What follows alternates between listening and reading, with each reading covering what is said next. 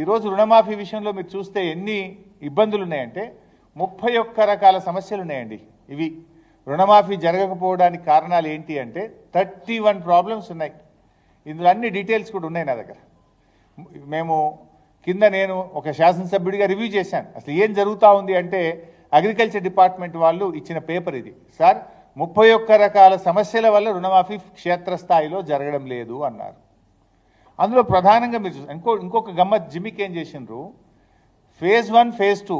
Phase 1 1,00,000 రూపాయల లోపు మాఫీ, ఫేజ్ 2 1,50,000, ఫేజ్ 3 2 లక్షల లోపు అన్నారు. ఫేజ్ 1 ఫేజ్ 2లోనేమో రైతుల వివరాలు గ్రామాల వారీగా ఇచ్చారు. ఫేజ్ 3కి వచ్చేసరికి బయటపడుతుంది కదా ఎవరికైంది ఎవరు కాలేదు అని చెప్పి మోసం చేయడానికి రైతుల వివరాలు గ్రామాల వారీగా ఇవ్వకుండా బ్యాంకులకు పంపించేసిండ్రు.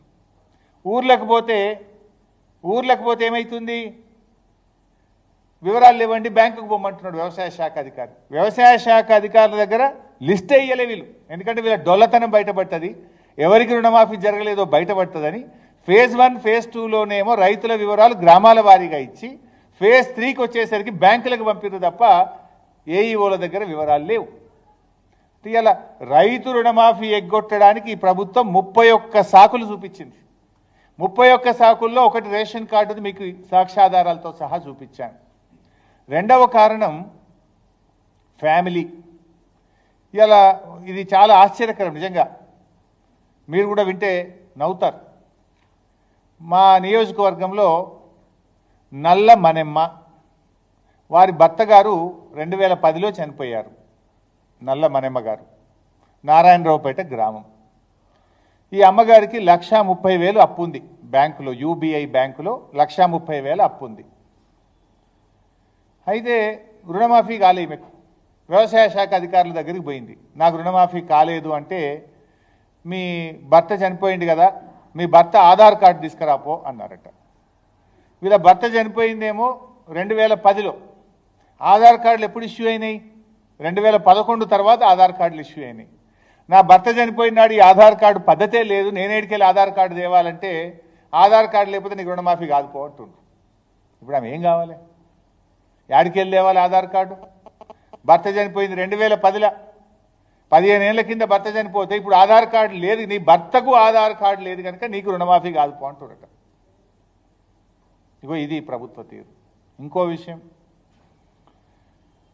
కుంబాల సిద్ధారెడ్డి గారు, ఈయన వయసు 51 సంవత్సరాలు.